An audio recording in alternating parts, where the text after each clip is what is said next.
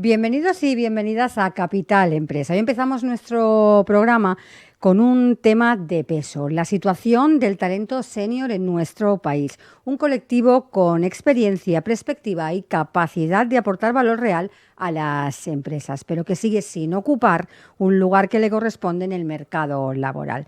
Reflexionaremos sobre las barreras que persisten y sobre las oportunidades que están abriendo para quienes deciden reinventarse o seguir aportando desde su experiencia. A continuación nos adentraremos en el universo de las finanzas digitales, un entorno que está transformando la manera en que se gestiona el dinero, se accede a la inversión y se configuran los servicios financieros. Hablaremos de tendencias, de retos y de cambio y de cómo estas herramientas están cambiando las reglas del juego, tanto para particulares como para empresas. Y cerraremos el programa con un proyecto que combina tecnología e industria de forma magistral. La apuesta por la fabricación aditiva o la impresión 3D en la ingeniería naval. Un cambio de paradigma que permite reducir tiempos, costes y emisiones en la construcción de piezas clave para embarcaciones y que marca un antes y un después en el sector. Así que arrancamos Capital Empresa.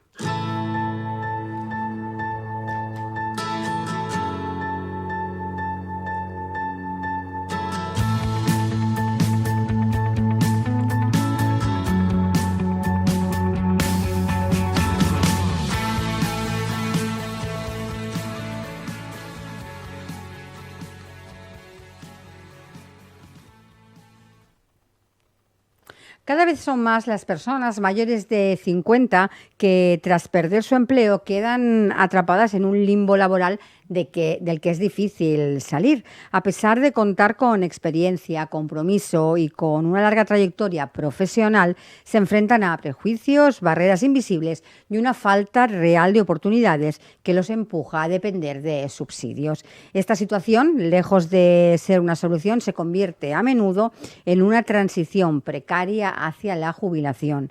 Detrás de los datos hay historias de pérdidas de autoestima, aislamiento y un sentimiento de inutilidad que cala hondo. En una sociedad que envejece a gran velocidad, el reto no es menor. O integramos el talento senior en el presente o hipotecamos el futuro económico y social del país. Y de todo ello hablaremos con Raquel Puebla. Ella es consultora de inclusión e integración de Fundación ADECO.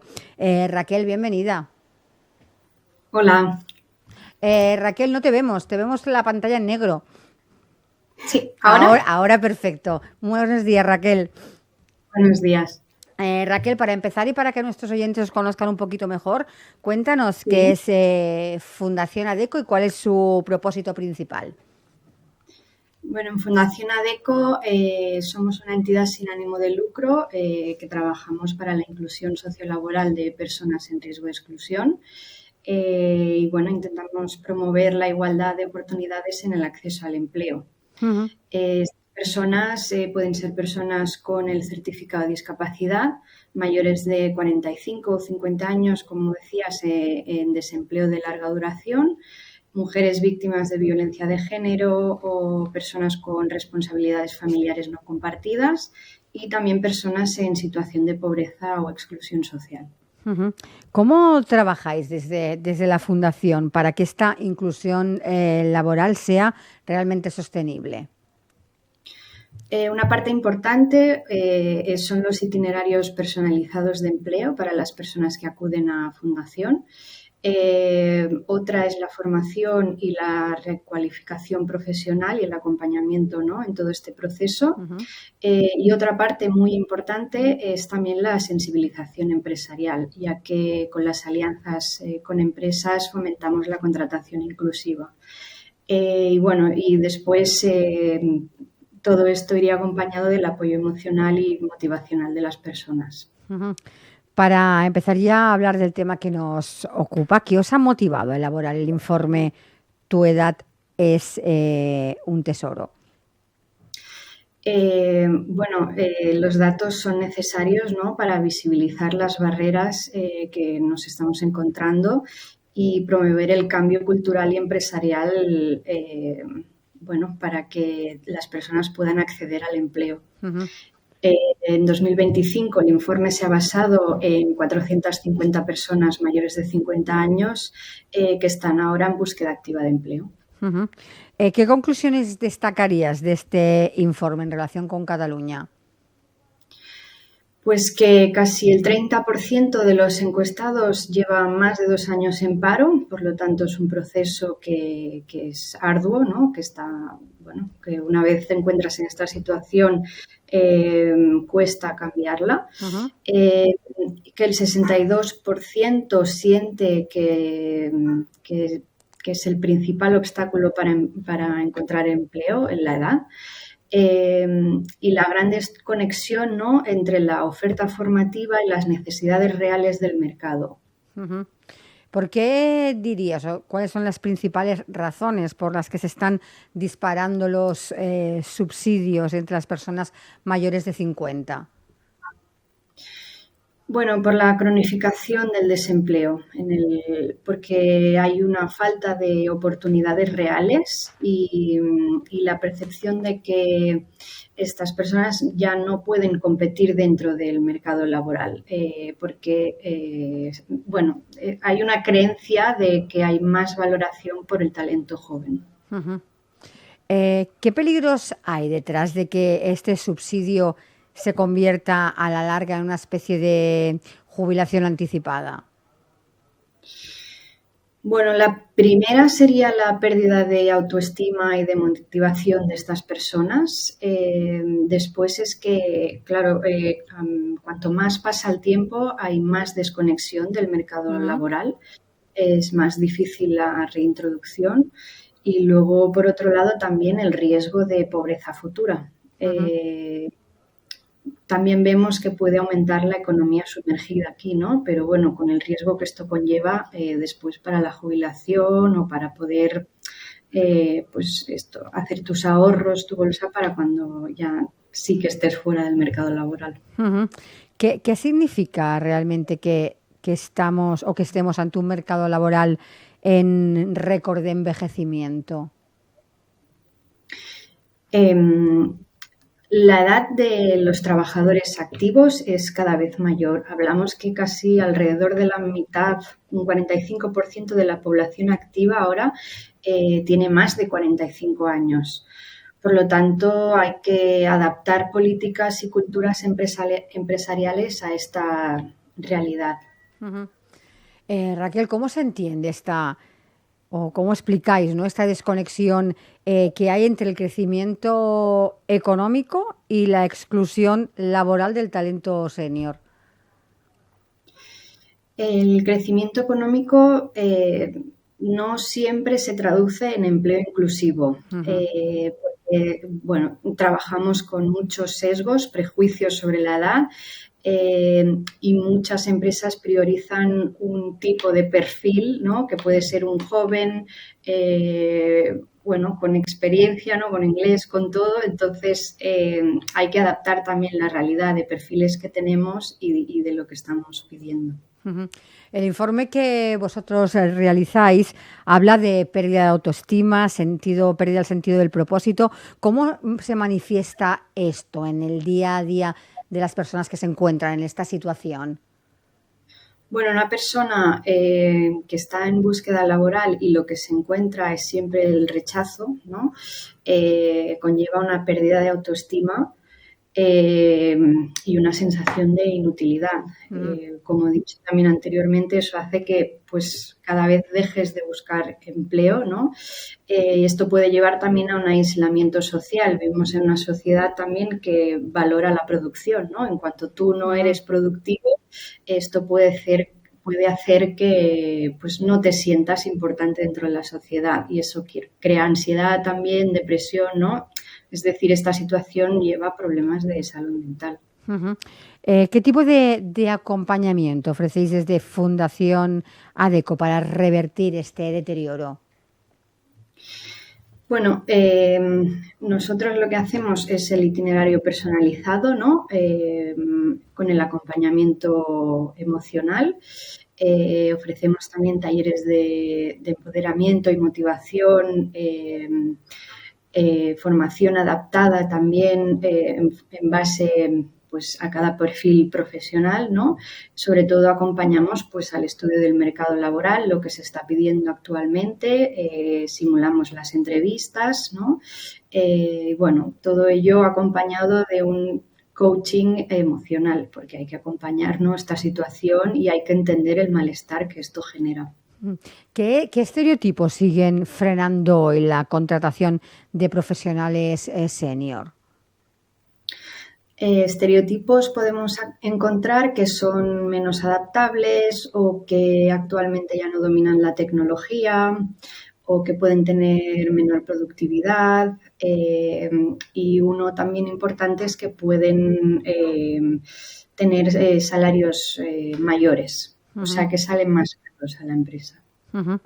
¿Qué sectores o qué empresas podríamos decir que ya están entendiendo el valor de este talento y ya lo están integrando? Los sectores que estamos viendo que están integrando este tipo de perfil senior serían la industria, sectores como logística, atención al cliente y servicios que están valorando la experiencia y la estabilidad que proporciona el talento senior. ¿Cómo podemos, porque me decías que uno de los estereotipos más presentes a la hora de no contratar talento senior es la creencia de que el talento senior es caro y menos adaptable. ¿Cómo podemos empezar a romper esta idea? Bueno, podríamos visibilizar casos de éxito, promoviendo también la formación continua en el talento, en todo, incentivando también la contratación con políticas públicas que fomenten la contratación de estos perfiles y fomentando proyectos como mentoring intergeneracional, ¿no? Al final, todas las experiencias se nutren, jóvenes, seniors, y es importante el talento de todas las personas para que la organización funcione, ¿no? Y todo el mundo se nutra. ¿Qué papel deben jugar las empresas en toda esta activación del talento senior? Las empresas deberían pensar qué sesgos están teniendo para hacer la selección, ¿no? Y más que mirar los sesgos es qué me puede aportar este talento, ¿no? Y luego crear políticas que fomenten, pues, la inclusión de estas personas, ¿no? Con puestos, horarios, como ya he dicho también, fomentar siempre la formación continua dentro de las empresas para que las personas se puedan actualizar, más en estos tiempos, ¿no? Que tenemos la inteligencia artificial que ya está en todas partes, pero sobre todo las empresas tienen que dar un giro para crear entornos inclusivos y diversos donde quepa el talento, ¿no? Porque todas las personas tienen talento que aportar. ¿En qué consiste la recualificación que proponéis desde ADECO? Recualificación es coger todas tus habilidades, ver qué te falta, ¿no? Y actualizar las competencias, especialmente en áreas digitales. Por ejemplo, si has tocado un Excel básico, pues vamos a por el avanzado, ¿no? Pero también en otras áreas como la comunicación, en idiomas que actualmente también se están pidiendo y en habilidades transversales, ¿no? Todo aquello que con lo que ya tiene la persona, qué puede mejorar para fomentar su empleabilidad. ¿Cómo llegan esas personas que son mayores de 50 a Fundación ADECO? ¿Qué es lo primero que vienen buscando cuando se acercan a vosotros para empezar a trabajar con alguno de vuestros programas? Bueno, lo que vienen buscando, a mi entender, es orientación, porque son personas que de repente se encuentran en el mercado laboral, muchas de ellas, o la gran mayoría, pues ya venía de empleos estables, ¿no? Y por alguna situación, pues deja de trabajar. Entonces, la orientación para reinsertarse en ese mercado laboral, lo que tienen que hacer, pues apuntarse en la página web de Fundación ADECO o llamar o enviar un email a Fundación para entrar en alguno de los programas. Ujú. Me decíais, bueno, cómo trabajáis esa recualificación, ¿no? Sobre todo potenciando habilidades de las personas que pasan por la fundación, ¿no?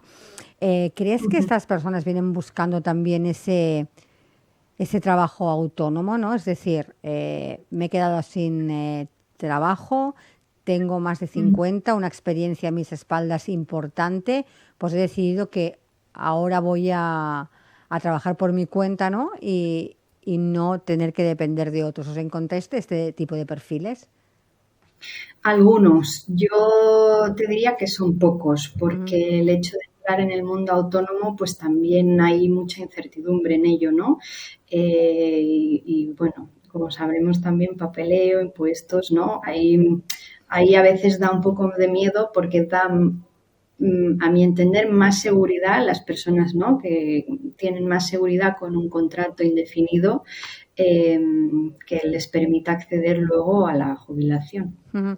Nos comentabas antes el tema o el del riesgo de esa economía sumergida, ¿no? El Sumergida. que supone que estas personas no encuentren un empleo, al final tienen que sobrevivir de alguna manera, ¿no? ¿Esto es algo que pasa habitualmente? Claro, extraer datos de esto No, no, puede supongo ser que muy, es complicado esto. pero sí, pero bueno, las personas que entrevistamos sí que muchas veces pues lo vemos, ¿no? Pues que en limpieza, ¿no? O en cuidado de personas, sobre todo eso es un mercado en el que la economía sumergida juega un gran papel. Entonces, bueno, claro, las personas al final tienen que vivir, Mm, por no decir sobrevivir, ¿no? mm, Eh, y bueno, claro, tenemos que tener en cuenta que muchas veces el hecho de trabajar conlleva pérdidas de ayudas, ¿no? Que también cuestan de acceder a las ayudas a veces. Entonces, ¿qué tipo de empleo estás cogiendo? Porque muchas personas pueden acceder al empleo, pero este puede ser temporal o a jornada parcial, ¿no? ujú, Entonces, si el empleo también es precario y tienes la posibilidad de perder esa ayuda, entonces, ¿qué te da más seguridad? ¿No? Y ahí también yo creo que una de las políticas sería dar un giro a al sistema, ¿no? De ayudas, que o es o una cosa o la otra, ¿no? ujú, Y eso hace que las personas no tengan estabilidad. ujú. ¿Hay algún sector especialmente, lo pongo entre comillas, afectado por esta situación? Es decir, que de algún sector te lleguen más personas en esta situación. No te sabría decir uno en concreto. Ujú, No. ujú. ¿Qué les dirías a quienes sienten que ya no tienen ese espacio en el mercado laboral por su edad? Bueno, yo lo que les diría y lo que digo cada día en mi trabajo es que hay mucho talento que aportar, pero hay que hacerlo visible, ¿no? Entonces, esto pasa por preparar bien las entrevistas, pues decir que no se desesperen porque sí que tenemos casos de éxito y la mayoría de casos de éxito son personas que si el empleo es de calidad, pues se quedan hasta el final, ¿no? Y es estable bueno, pues con éxito. Entonces, bueno, que el camino es largo, pero que todo llega. Raquel, ya para ir finalizando, si hablamos de futuro, ¿cómo imagináis desde Fundación ADECO un mercado laboral verdaderamente inclusivo para todas las edades? Bueno, un mercado laboral que tenga en cuenta la intergeneracionalidad, ¿no? Al final, pues como he dicho, todo el mundo tiene talento que aportar. En el talento senior hay mucha experiencia, hay, bueno, mucho compromiso eh, y hay que valorar esto. Y bueno, la formación está ahí. Yo, como digo muchas veces, nadie nace sabiendo, ¿no? Sino que se va aprendiendo a lo largo de la vida y, por supuesto, con 45 o 50 años tienes una carrera laboral por delante larga. Entonces, bueno, hay que combatir estos estereotipos y ya por un tema de que el mercado laboral y la realidad del mercado hace urgente que se contraten el perfil senior, ¿no? O sea, no tiene sentido no contratar este perfil porque es que estamos hablando del casi el 50% de la población activa. Uh-huh.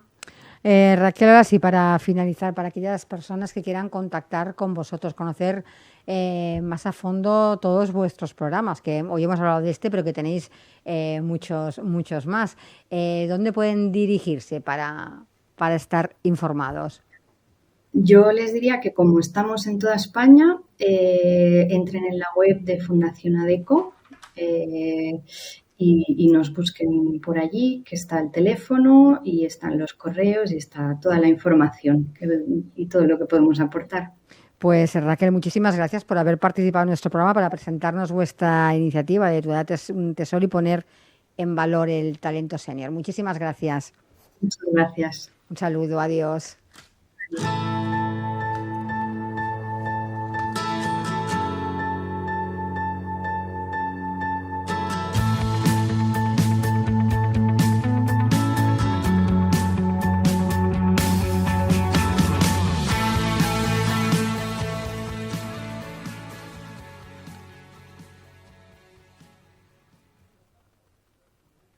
En un mundo donde la banca tradicional parece ir siempre un paso por detrás de las necesidades reales de las personas, hay quien ha decidido construir nuevas formas de ahorrar, invertir y generar rentabilidad.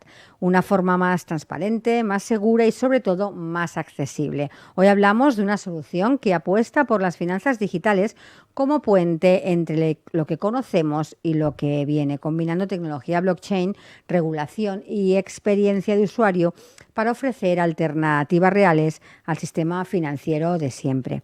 Porque el futuro no está por llegar, ya está aquí y viene con interés. Y de todo esto hablaremos con Jorge Soriano. Él es el CEO y cofundador de Cryptan.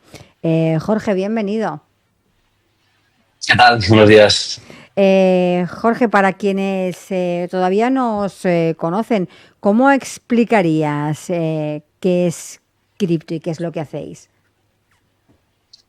Bueno, al final nosotros estamos traduciendo el mercado cripto, ¿no? El mercado de las criptomonedas, activos digitales, que es muy complejo, que es muy nuevo, que cambia a una velocidad de vértigo y que al final no todo vale, ¿no? En ese mercado. Siempre que hay una nueva tecnología, yo creo que la gente tiende a intentar aprovecharse, ¿no? Aparecen estafas, como hemos visto, y al final nosotros simplemente simplificamos. Llevamos ya muchos años y sabemos qué cosas creemos que tienen sentido, ¿no? Y al final seleccionamos y curamos aquello que vemos que aporta valor hoy, que impacta directamente en las finanzas de la gente y que realmente les permite proteger su capital, ¿no? E incluso generar una rentabilidad sobre su capital. Uh-huh. Jorge, ¿cuál fue el origen de Cryptan y qué necesidad o necesidades concretas visteis en el mercado? Creo que fue en 2018, ¿no? Sí, bueno, hemos pivotado, hemos cambiado mucho. Al final yo creo que esto es importante en un emprendedor, hay que ser muy ágil y no estar enamorado de tu idea, sino realmente tratar de resolver el problema que existe y que la gente tiene. Arrancamos simplemente entendiendo que esa tecnología era una tecnología que iba a cambiar el mundo, que iba a ser cada vez más adoptada por las personas, ¿no? Y que teníamos que acercarla a la gente de forma sencilla, porque al final lo que entendíamos era que la gente no quiere ser experta en blockchain o en cripto o en Bitcoin, ¿no? Al final la gente lo que quiere es usarla porque funciona mejor y ya está, ¿no? Igual que hacemos a día de hoy con el euro, por ejemplo. Con lo cual hemos ido cambiando mucho y al final yo creo que ya llevamos ya unos cuantos años y finalmente estos últimos 2-3 años creo que hemos dado ya con la tecla y realmente hemos encontrado ese puente, ¿no? Que realmente vemos que hay una adopción muy, muy grande por parte de la sociedad donde está ya dispuesta a cambiar, ¿no? Y empezar a probar nuevas alternativas. ¿Qué diferencia a Cryptan? ¿Cuál es vuestro valor añadido frente a otras plataformas de compraventa o de custodia de criptomonedas? Bueno, de primera nosotros no queremos ser una única plataforma. O sea, esto es un mercado muy grande, hay mercado para todos y al final yo creo que la competencia es sana y es buena porque te obliga a estar siempre, ¿no? Como en marcha para innovar y para mejorar. Al final nosotros tenemos muy claro que la simplicidad es fundamental, que no hay que ofrecer 150.000 opciones diferentes, que estamos huyendo completamente de la especulación. O sea, nadie que quiera hacerse millonario rico de forma rápida con criptoactivos va a venir a nuestra plataforma, y que al final creo que intentamos ser muy transparentes y muy justos en cuanto a lo que ofrecemos, ¿no? Es decir, esto es lo que creemos que tiene sentido, lo ofrecemos de forma sencilla, y al final creemos que ofrecerlo de una forma muy curada, muy cuidada y regulada está siendo la clave del éxito. Uh-huh. Jorge, ¿cómo nos definirías el perfil de vuestro cliente más habitual? Pues mira, empezamos con un perfil mucho más, voy a decir, mainstream, ¿no? Es decir, cualquier persona, que es el primer error que cometimos, ¿no? De que todo el mundo era nuestro usuario. Y ahora estamos atacando a perfiles que ya han decidido que tienen que invertir su dinero, ¿no? Que el dinero en el banco no puede estar parado porque el dinero en el banco pierde poder adquisitivo, ¿no? Con lo cual, estamos yendo a perfiles que ya han invertido en el mundo tradicional. Tenemos inversores que ponen desde 1.000 euros hasta inversores que ponen 10 millones de euros. O sea, es decir, hay un poco un abanico, pero sí que es un perfil que ya ha tomado esa decisión, ¿no? Normalmente nuestro usuario, la mayor parte de estos usuarios están entre 35 y 55 años. Es un perfil profesional, es un perfil ya que tiene pues cierta experiencia, ¿no? Que ya ha generado ciertos ingresos, ¿no? Y que tiene la capacidad de empezar a decidir, oye, hay una parte que son gastos, pero hay otra parte que es inversión, ¿no? Entonces ese es un poco el perfil al que nos estamos dirigiendo y que está respondiendo muy bien al producto. Uh-huh. Tenéis un producto llamado Cryptanearn. ¿En qué consiste exactamente? ¿Qué lo hace diferente de otras soluciones similares? Pues mira, nosotros lo que vimos es que había otras plataformas, exchanges, ¿no? Que lo que ofrecían eran 1.000 opciones diferentes de criptoactivos en los que poder comprar y vender, ¿no? Que al final, obviamente estoy generalizando, pero desde mi punto de vista esto lidera la especulación, porque es muy difícil saber qué hace cada uno de ellos, ¿no? Con lo cual al final te dejas guiar por lo que te ha dicho alguien o por lo que has visto un influencer que te habla de algo, y al final esto creo que te lleva una adopción un poco regulera, ¿no? Entonces al final nosotros decidimos, oye, vamos a ofrecer 4 productos, 4 activos, que son Bitcoin y Ethereum por un lado, y por otro lado 2 criptomonedas estables, que son respecto al euro y respecto al dólar. Y vamos a ofrecer la capacidad de obtener rentabilidad tipo depósito plazo fijo, ¿vale? Y digo tipo entre comillas porque al final estos son activos digitales y no es monedas fiduciarias, pero refleja o replica el concepto de depósito a plazo fijo, y literalmente paga una rentabilidad que es más alta que lo que da la rentabilidad del mundo tradicional, ¿no? Ahora mismo en dólar estamos pagando, si no me equivoco, el 8,35 anual. Además, la rentabilidad se paga proporcionalmente cada viernes, líquida, que eso también, pues oye, es muy agradable, ¿no? Recibir cada viernes un poquito de dinero en tu cuenta que puedes gastar. En euros estamos pagando el 5,5, que después de los recortes del Banco Central, pues oye, ya hay una diferencia interesante, ¿no? Yo siempre digo que la gente tiene que diversificar, que no tiene que traer todo su dinero aquí. Pero tampoco puede tener todo su dinero en ningún sitio, ¿no? Al final yo creo que la clave es ir probando, ir teniendo en diferentes sitios, viendo cómo te sientes más cómodo, y ahí un poco lo que hemos conseguido es que sea el cliente el que tome la decisión, no nosotros el que le convence de tomar la decisión, ¿no? Jorge, ¿cómo garantizáis la seguridad de estos fondos? Bueno, al final la contraparte es Cryptan, ¿vale? Todavía no hay ningún fondo de garantía en cripto, ya nos gustaría que lo hubiera, ¿no? Como el de los 100.000 euros de la banca.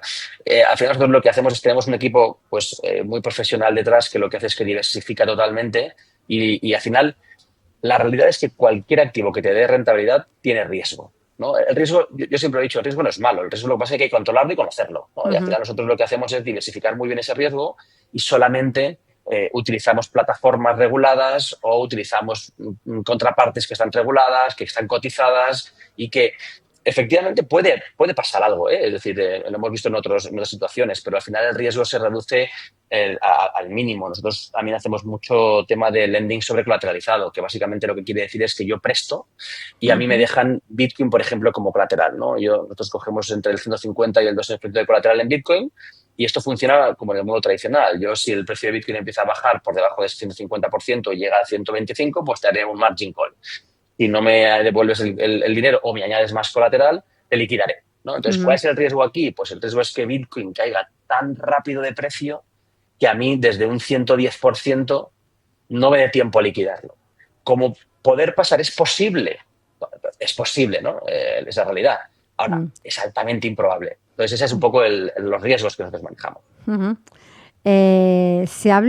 Cuando se habla de de finanzas digitales se habla mucho de la experiencia de usuario. ¿Qué habéis hecho en Cryptan para que invertir en criptomonedas no se convierta un poco en un infierno tecnológico? Bueno, mira, has dado con la clave, ¿no? Nosotros estamos obsesionados con la experiencia de usuario. Yo estoy convencido de que la adopción en este complejo mundo va a venir por parte de la experiencia de usuario. La gente no quiere saber qué pasa por detrás. Tú cuando mandas un email no sabes cómo funciona el protocolo de Internet por detrás, ¿no? Te da exactamente igual. Simplemente escribes una cosa, la mandas y llega al instante, ¿no? Pues al final nosotros lo que intentamos es que no parezca cripto. Al final siempre hay un momento en el que tiene que aparecer, ¿no? Pero que inicialmente en las primeras pantallas hablemos de dinero. Tú veas tu dinero referenciado al euro, al dólar, ¿no? Y que veas, oye, pues cuánto dinero tienes, cuánto dinero estás ganando, que al final es lo que quieres ver, ¿no? Diariamente o semanalmente. Nosotros no somos una aplicación de consumo diario, no somos un banco en el que la gente gasta su dinero pagando un café o pagando la comida todos los días, ¿no? Somos un complemento del banco, donde al final tratamos de proteger y mejorar tu patrimonio, y esto a la gente lo que le gusta es verlo, ¿no? Y ver que efectivamente pues está generando una rentabilidad, está ganando dinero, y todos esos pequeños detalles que al final simplifican esa experiencia de usuario y que en vez de hacer 4 clics puedo hacer uno, pues es algo en lo que nosotros pues nos rompemos la cabeza para intentar cada vez mejorarlo, ¿no? Yo creo que todavía tenemos mucho que hacer, pero sí que es verdad que el camino que hemos recorrido, pues oye, creo que hemos conseguido una buena experiencia de usuario. Y hablando de este producto de inversión, Cryptan, ¿cómo se ve? ¿Como una alternativa a la banca tradicional o más bien como un complemento? Ahora mismo como un complemento. O sea, al final nosotros tenemos muy claro que tenemos que atacar a un nicho y ser el número uno en ese nicho, ¿no? Y en este caso es el tema de inversión sobre activos digitales. Yo estoy convencido de que cada vez más la cultura financiera, gracias a las redes sociales, ¿no? Cualquier persona puede verse varios vídeos de YouTube y empezar a entender un poco por qué tiene que invertir su dinero y no dejarlo parado, con lo cual eso yo creo que es una barrera que ya hemos pasado. Y estoy convencido de que activos digitales o los criptoactivos van a ocupar una vertical de diversificación de la inversión, ¿no? Ya tenemos el real estate, Ujú. tenemos los bonos, las acciones, tenemos los fondos indexados. Estoy convencido de que una parte importante del patrimonio y del portfolio de las personas va a ir cada vez más hacia aquí, ¿no? Con lo cual, ahora mismo preferimos colocarnos como el amigo de la banca, de cualquier banco, ¿no? En el que puedan traer el dinero y Cryptan lo invierta en este mundo. Y una vez hayamos conseguido conquistar esta parte, pues ¿por qué no, no? Dar un salto hacia ese concepto de neobanco, ¿no? O de Ujú. neobanca que yo creo que es muy probable que en los próximos años veamos un cambio en el que ya no tenga sentido vivir en los raíles tradicionales, pudiendo hacerlo en los raíles blockchain, ¿no? Ujú. Entrando ya en la actualidad, creo que acabáis de anunciar una alianza con OpenTrade que os llevó a cerrar este acuerdo. Pues mira, yo conocí a los fundadores de OpenTrade en Londres. Mm. Fue un poco amor a primera vista, ¿no? Al final yo creo que en esta industria, después de ya muchos años, te das cuenta de que los primeros 10 segundos puedes diferenciar de quién es buena gente y quién no. Creo que es un don o una habilidad que he desarrollado con el tiempo, y la verdad es que nos gustó mucho la propuesta. Es gente muy seria, han obtenido inversión de los mayores fondos de inversión del mundo, y tienen un producto que se complementa muy bien con nosotros, ¿no? Al final nosotros tratamos de diversificar y escoger aquellos players que están regulados, ¿no? Y que hacen las cosas Ujú. bien. Pues eso, hubo un buen match, porque al final yo creo que están sabiendo encontrar el acceso a fondos como BlackRock, como Fidelity, que es al final, por lo que hablamos antes del riesgo, ¿no? O sea, vamos a hacer acuerdos con gente que sepa que, pues, en temas de riesgo, pues son los que menos riesgo tienen, ¿no? Ujú. ¿Cómo mejora esta alianza la rentabilidad y la estabilidad para vuestros clientes, para los usuarios de Cryptan? Bueno, más que mejorarla, porque ya ofrecíamos las rentabilidades que teníamos antes de trabajar con ellos, es un tema de diversificación Ujú. en partners que te dan la tranquilidad y te consolidan el producto, ¿no? Al final Ujú. es un poco lo que decía. Nosotros arrancamos hace ya 3 años con este producto, 2 años y medio, y claro, en aquel momento pues era mucho más complejo encontrar este tipo de partnerships, ¿no? Y ahora cada vez van saliendo más, y un poco pues ya, gracias a Dios, tenemos una red muy fuerte de conexiones con este tipo de compañías, y lo que estamos buscando es añadir el máximo número posible de compañías serias y reguladas para, oye, pues diversificar al máximo el riesgo sin perder, ¿no?, la capacidad de generar esta rentabilidad que está interesante. Ujú. ¿Cómo os afecta o cómo os beneficia el marco regulatorio en España y Europa en el sector cripto? Bueno, es una buena pregunta, la verdad. Yo creo que al final la parte regulatoria es necesaria, la capa regulatoria es clave para que la gente acabe de decidirse por entrar, ¿no? Porque yo siempre digo que la adopción todavía es muy baja en este mundo. Yo creo que la gente no es que no haya tenido oportunidades de entrar, no es que no lo conozca. Yo creo que esto ya está muy, ¿no?, muy estandarizado. Y si no lo ha hecho, ¿por qué es? ¿No? O sea, ¿qué es lo que le frena a hacerlo, ¿no? Y al final yo creo que el hecho de que no esté regulado pues es un punto importante, ¿no? Sí que está ya regulado con el tema del Banco de España, el registro que salió en 2022, pero bueno, es una licencia, una pseudolicencia, ¿no? Todavía no tiene esa capa regulatoria tan potente como la que va a traer MiCA ahora en Europa. Sí. Y yo creo que la gente un poco está esperando aquí, ¿no? También yo creo que la banca tradicional, al tener MiCA, está empezando a adentrarse en este mundo, con lo cual el hecho de que la gente por la calle vea que su banco de toda la vida ofrece criptoactivos, pues le va a dar mucho más confianza hacerlo, ¿no? Con lo cual creo que es necesaria. Sí que es verdad que va lenta, España va lenta, todavía no ha emitido ninguna licencia, ¿no? Yo creo que comparado con Estados Unidos u otras jurisdicciones, pues va mucho más rápido, promueven más la innovación y, bueno, yo lo único que pido es que por lo menos vayamos en el mismo barco que las regulaciones de otros sitios, ¿no? Porque si no, al final esto lo que hace es que yo no pueda competir con compañías, por ejemplo, de Estados Unidos, porque si ellos ofrecen más ofertas de las que yo puedo ofrecer, pues ahí tenemos un problema, ¿no? Jorge, muchas personas todavía siguen pensando que las criptomonedas son algo inestable, que incluso podríamos decir peligroso. ¿Cómo combatís esta percepción? ¿Creéis que todavía hay mucha desinformación y esto acaba provocando el miedo? Efectivamente hay muchísima desinformación, ¿no? Cada vez menos. Ha habido muchísima desinformación. O sea, yo recuerdo cuando arranqué que esto a mí me miraban como un delincuente por estar trabajando en esta industria, ¿no? Porque esto parecía que era para blanquear dinero, para financiar el terrorismo y para comprar drogas, ¿no? Entonces, hay mucho falso mito. Sí que es verdad que hay cientos de miles de criptoactivos, ¿no? Y no todos valen. Te diría que el 99,999% no valen, ¿no? Pero sí que hay algunos que realmente van a aportar mucho valor, ¿no? Entonces, yo creo que hay que saber diferenciar muy bien cuáles sí, cuáles no, y por eso al final nosotros simplemente ofrecemos aquellos que pensamos que van a existir los próximos 200 años, ¿no? No aquellos que puedan acabar de desaparecer, porque por mucho que yo no te obligue a comprar ese activo, te lo he puesto muy bonito dentro de la aplicación, ¿no? Con lo cual al final lo que intentamos es simplificar, como te decía antes, y ofrecer aquello que creemos que tiene sentido, y esa es nuestra forma principal de ofrecer algo que la gente no le genere dudas, ¿no? Y luego, pues, mucha información, contar mucho lo que pasa. Damos muchas charlas, muchas conferencias, muchos podcasts, o sea, tratamos de, bueno, pues contar lo que hemos visto en los últimos 7, 8, 9 años, ¿no? Que ya hemos visto un poco de todo y lo que intentamos es, bueno, pues ayudar a la gente a que no cometa errores, se siguen cometiendo, hay mucha gente que todavía entra con la intención de hacerse millonaria, pero cada vez menos, ¿eh? Yo veo que ha cambiado mucho la mentalidad. La gente ahora ya lo ve de otra forma, lo entiende y creo que claramente hay una diferencia entre Bitcoin y el resto de activos, ¿no? Y eso es un poco lo que nosotros tratamos de inculcar. Ahora que me hablas de esto, ¿no? De vuestros podcasts, de vuestras charlas, ¿qué importancia tiene para vuestro día a día la educación financiera? Mira, nosotros no educamos, porque al final es una palabra que, oye, pues es probablemente es muy fuerte y muy grande, ¿no? Literalmente contamos un poco lo que vemos, ¿no? Yo creo que al final nos encontramos un poco a medio camino, porque creo que entendemos bien el mundo tradicional y entendemos muy bien el mundo cripto, ¿no? Y al final yo creo que es muy importante mantener el equilibrio, ¿no? Y no irte mucho hacia un extremo, porque entonces pierdes la capacidad de ofrecer algo que se quede accesible, ¿no? A ambos mundos. Y yo creo que se ha cometido mucho error porque mucha gente que entraba en el mundo cripto o que desarrollaba proyectos era muy tecnológica, ¿no? Y ha desarrollado tecnologías increíbles, pero ha descuidado mucho vale, pero el que no conoce esto o el que no entiende esto, ¿cómo va a utilizarlo, ¿no? Porque puede ser el mejor producto del universo, pero si no es accesible a la gente, nadie lo va a utilizar, ¿no? Con lo cual, pues bueno, ahí manteniéndonos siempre en el suelo, ¿no? Con los pies en el suelo y tocando un poco ambos mundos. Jorge, ¿dónde tenéis presencia en la actualidad?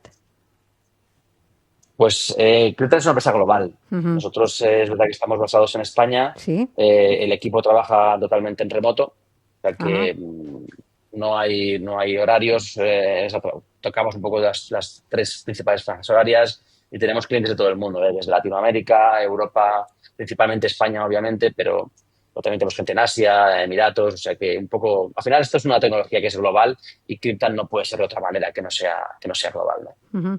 Si hablamos en general y si pensamos el sector cripto en 2030, ¿qué crees que cambiará radicalmente respecto a hoy?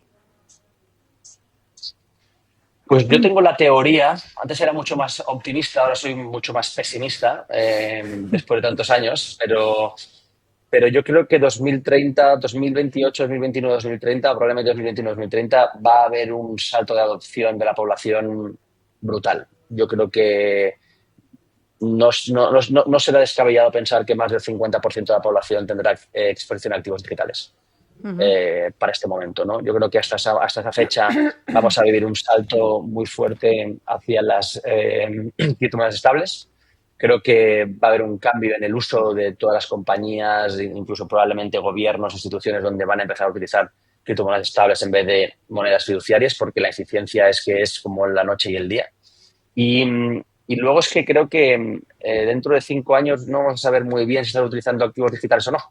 Y al final yo creo que esto va a ser la magia de la experiencia de usuario, ¿no? Simplemente por detrás habrá un algoritmo que te cogerá la ruta que funcione mejor, que sea más barata y que sea más rápida y te ejecutará. Y tú simplemente dirás, oye, quiero enviar dinero de aquí a México o quiero pagar en este comercio, ya sea en mi propio país o en otro país, ¿no? Uh-huh. Jorge, ¿qué objetivos tenéis para Cryptan? Objetivos más cercanos, lo que queda del 2025 o para los próximos años. Bueno, 2025 está siendo muy buen año, estamos duplicando la facturación del año pasado, con lo cual yo creo que es una muy buena señal. Estamos cerrando acuerdos importantes con instituciones que también nos van a dar muchísima más credibilidad. Es verdad que va lento porque la banca tradicional pues se mueve a una velocidad diferente a la que nos movemos nosotros, ¿no? Pero al final para mí es muy importante la consolidación, ¿no? Yo creo que en esta industria hemos visto muchos altibajos, mucha gente que se ha hecho muy grande y luego ha caído, ha desaparecido. Nosotros, gracias a Dios, seguimos vivos. Yo creo que esto es una buena métrica y al final para nosotros es muy importante la consolidación. Uh-huh. El seguir demostrando que estamos fuertes, ¿no? Que estamos sólidos, que seguimos haciendo un producto serio y te diría que el principal objetivo de este año es obtener la licencia MiCA, que ya llevamos mucho tiempo trabajando en ella. Vamos a ver si dentro de poquito podemos anunciarlo y consolidar la compañía. Ya para ir finalizando, te voy a hacer una pregunta un poco más personal. Como CEO, ¿qué ha sido lo más difícil y lo más gratificante en el camino de construir Cryptan? Difícil muchas cosas. Cada día tengo momentos difíciles. O sea que ya hay un momento en el que uno se crea una coraza, ¿no? Y aprende a disfrutar de los problemas. Que esto no lo había dicho en la vida, pero creo que cuantos más problemas, pues es donde realmente aprendemos, ¿no? Yo creo que difícil, pues hemos estado a punto de cerrar en varias ocasiones en el pasado, ¿no? Gracias a Dios estamos ya en una situación pues mucho más sólida financiera después de haber sobrevivido en este tipo de momentos, ¿no? Yo creo que todas las empresas que conocemos que han tenido éxito y que a día de hoy son empresas gigantes han pasado por varias situaciones como esta, con lo cual pues me alegra el haberlas pasado con éxito. Y te diría que son los momentos más duros, ¿no? Nosotros hemos llegado a tener 55 empleados, al final son 55 familias, ¿no? Que tienes ahí, que es difícil, pues bueno, el mantenerlas, ¿no? Que siempre tienes que hacer un equilibrio entre personas, equipo, negocio. Hay muchas cosas que pasan alrededor y creo que ese fue los momentos más duros. Y el más gratificante, pues para mí es hacer lo que me apasiona. Yo disfruto muchísimo. Hoy me pillas en Francia, la semana que viene tengo que volar también fuera y al final pues me permite conocer gente de todo el mundo con una mentalidad totalmente diferente, ¿no? Que te obliga a salir del círculo de confort, casi te diría diariamente, y esto te permite seguir creciendo profesionalmente y como persona, ¿no? Uh-huh. Jorge, y ahora sí, para finalizar, para aquellas personas que nos escuchan, quieran tener más información acerca de vosotros, quieren conoceros un poquito más, los productos que ofrecéis, déjanos vuestra página donde os puedan encontrar rápidamente. Bueno, en la web cryptan.com nos pueden encontrar, redes sociales, si nos buscan en YouTube, nos verán también hasta en la sopa probablemente. Y así que yo creo que con que busquen un poco en Google van a encontrar muchísima información de nosotros. Pues Jorge, muchísimas gracias por haber participado en nuestro programa para contarnos cómo se están abriendo nuevas vías para las finanzas sean más accesibles, seguras y más adaptadas a los tiempos que vivimos. Así que muchas gracias. A vosotros por la invitación. Un saludo, adiós.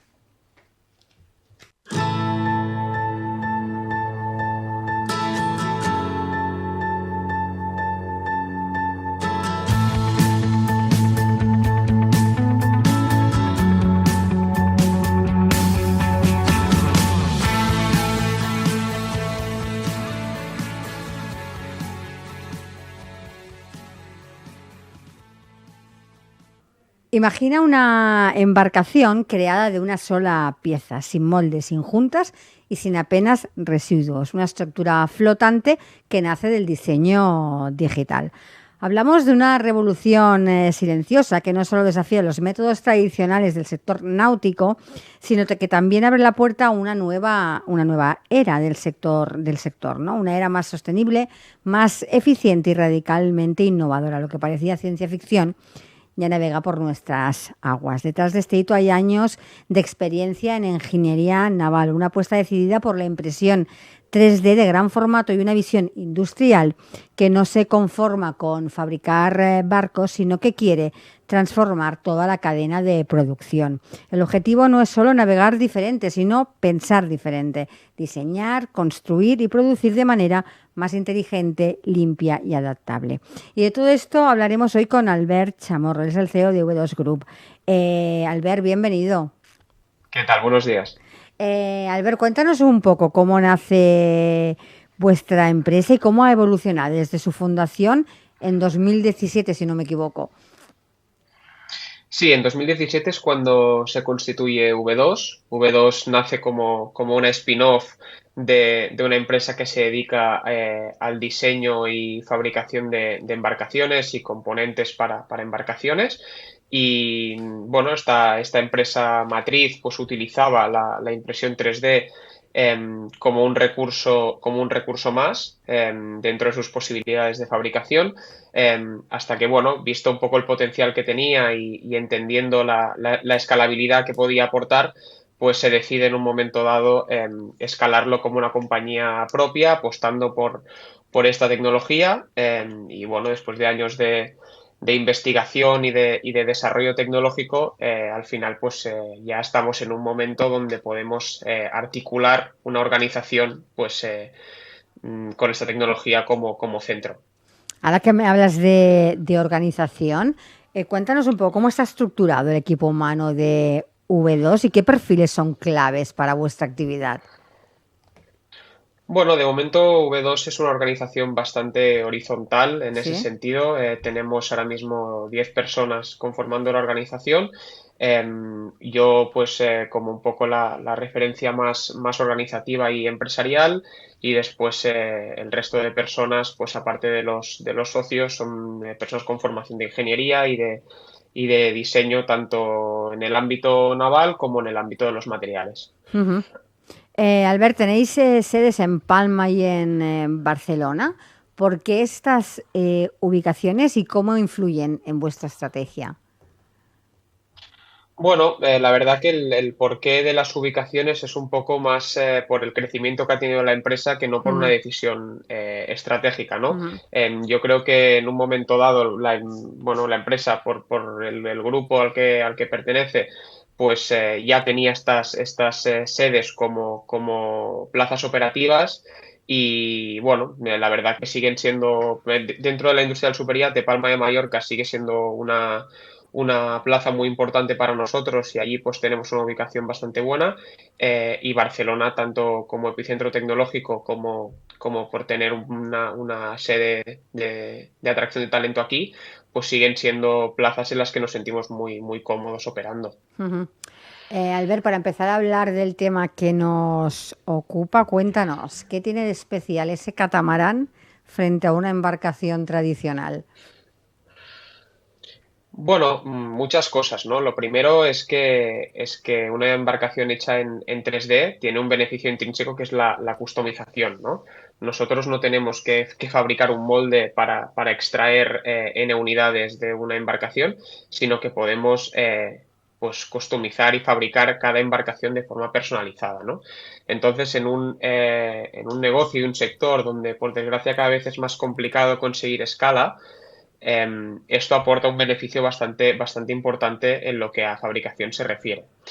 Y después hay otro beneficio bastante claro que es la reciclabilidad. Hace poco hablábamos con personas que se dedican a la industria portuaria y nos hablaban del problema que tienen para desballestar embarcaciones de fibra, ¿no? Ujú. Nosotros, pues este tipo de embarcaciones o cualquier componente que pueda salir de la impresión 3D de gran formato, te aporta unas reciclabilidades cercanas al 90%. Y eso también soluciona a día de hoy problemas bastante relevantes en la industria. ¿Cómo ha sido ese proceso o el proceso técnico para imprimir, digamos así, una estructura náutica de una sola pieza? Bueno, lo primero ha sido focalizarse mucho en el diseño de la embarcación, porque al final, bueno, es difícil de entender, ¿no? Pero una impresora 3D de gran formato no puede levantar el extrusor para irse a imprimir a otro lado, tiene que imprimir Ajá, en trazo continuo, ¿no? sí. Entonces, en ese sentido, el diseño tiene que estar muy optimizado y muy pensado para que una embarcación de 6 metros de eslora con 2 y pico de manga se imprima durante 160 horas seguidas sin levantar el extrusor, ¿no? Entonces ahí sí que hay una optimización en cuanto al diseño muy, muy relevante, ¿no? ¿Cuál ha Y sido? des- Ah, no, perdona, dime. no, y después básicamente también hemos tenido desarrollos importantes con el comportamiento de los materiales, con la temperatura de Mm, impresión, es decir, ahí ha habido como un conocimiento adquirido durante mucho tiempo. ujú. ¿Cuál ha sido el mayor reto a la hora de desarrollar este primer prototipo? Bueno, yo creo que el diseño ha sido uno. Después yo también te diría el control del peso ha sido otro, porque bueno, también es bastante relevante cuando diseñas una embarcación, también la diseñas con un peso objetivo y con esta técnica de impresión, pues hemos tenido bastantes retos asociados a poder mantener el peso objetivo de la embarcación, no salir ni por debajo ni por encima. Yo creo que ese ha sido un reto importante. Y después, bueno, yo te diría que también ha sido un reto, yo te diría, económico y logístico importante. Ujú. ¿En qué materiales está construidos y qué ventajas ofrecen sobre los convencionales? Bueno, el catamarán está impreso en polipropileno Mm, con fibra de vidrio. mm, Pero la base es de polipropileno. A nosotros la impresora nos ofrece la posibilidad de imprimir en todo tipo de polímeros, ABS, ASA, polipropileno sobre todo, y jugar con un porcentaje de alrededor del 20-30% en fibra de vidrio o fibra de carbono. ujú. Nos hablabas antes de esas 160 horas que se necesitan para construir, digamos, este catamarán, pero ¿cómo cambian estos tiempos de producción en comparación a lo que se hace tradicionalmente? Claro, el ahorro en tiempo de fabricación es una de las ventajas intrínsecas en la tecnología, porque sí que es verdad que cuando una vez tienes un diseño realizado, pues cada unidad se imprime en un tiempo bastante grande. Después tienes todo el tema de postprocesado, ¿eh? No sale la embarcación de 160 horas y ya está. Por ejemplo, la embarcación que ahora tenemos expuesta en el Port Olímpic de Barcelona es una embarcación que después está mecanizada, masillada y pintada, y luego ahí hay un tiempo de postproducción Ujú, posterior, pero 160 horas de impresión es un poco el delta de tiempo que tenemos para fabricar una pieza así, que dicho ujú. sea de paso es lo más complejo que hemos hecho, porque para fabricar otro tipo de componentes o recambios que también se pueden fabricar en esa tecnología, que son mucho menos complejos geométricamente hablando, pues el ahorro en tiempo es todavía más significativo, diría yo. Ujú. ¿Cuáles son las pruebas más exigentes que ha superado este catamarán? Bueno, yo te diría que las pruebas de agua seguro y las pruebas de estrés después, ¿no? Al final también hay una prueba que se hace con el material porque no es habitual todavía imprimir embarcaciones que floten en polipropileno, ergo ahí ha habido unas pruebas de estresar el material para ver cómo respondía. Y después, lógicamente, asociado a las pruebas de agua y que también lo motorizamos de forma eléctrica, pues también te diría que las pruebas de agua fueron un reto importante. Ujú. ¿Cómo ayuda la impresión 3D a reducir el impacto ambiental del sector náutico? Bueno, yo te diría que de manera muy relevante por lo que te comentaba asociado a la reciclabilidad, ¿no? Yo creo que estamos en un sector al que tradicionalmente le está costando asumir retos de sostenibilidad y de reciclabilidad, por un simple hecho donde si tú miras, por ejemplo, el sector de la automoción versus el sector náutico, el grado de aceptación de motorización eléctrica, de uso de materiales reciclables, pues está en un grado bastante más incipiente que, por ejemplo, la automoción. Y en ese sentido, tecnologías como esta, que aportan la producción de componentes 100% reciclables, pues evidentemente contribuyen muy positivamente a los retos que tiene el sector en cuanto a sostenibilidad. Porque si hablamos en general, dirías que, mm, que la náutica está preparada para asumir ese tipo de transformaciones sostenibles. En cuanto a organizaciones, yo diría que sí, ¿no? Nosotros tenemos un conocimiento bastante transversal del sector y yo diría que las organizaciones están trabajando de forma muy clara en una dirección que apuesta claramente por la sostenibilidad. Y de hecho yo creo que así se refleja con todos los ejercicios de innovación que están habiendo, ¿no? Después yo creo que sí que hay otra cosa relacionada con este tema, que es la adaptación de la infraestructura Ujú. em, que un poco que sustenta esta industria, como podrían ser los puertos, que allí, pues, como si dijéramos que el grado de avance pues está siendo un poco más lento. Ujú. ¿Cómo se puede o qué significa para vosotros industrializar la impresión de embarcaciones? Bueno, básicamente es construir una organización escalable, con suficiente visibilidad y suficiente volumen como para poner en el mercado soluciones de este estilo. Y yo diría que ya no solo embarcaciones, nosotros tenemos un posicionamiento en ese sentido un poquito más ambicioso Ujú. y no queremos fabricar solamente embarcaciones, queremos ser un partner para el sector, para construir mobiliario para grandes embarcaciones, construir hardtops solares para embarcaciones que quieran utilizar placas para nutrir las baterías. Es decir, en ese sentido nosotros creemos que la tecnología no solo sirve para hacer barcos, sirve para hacer todo tipo de componentes o piezas para el sector y esa es nuestra idea de negocio y sobre la cual queremos escalar la empresa. Ujú. ¿Cuáles son las principales barreras, digámoslo así, que os encontráis a la hora de llevar esta tecnología al mercado?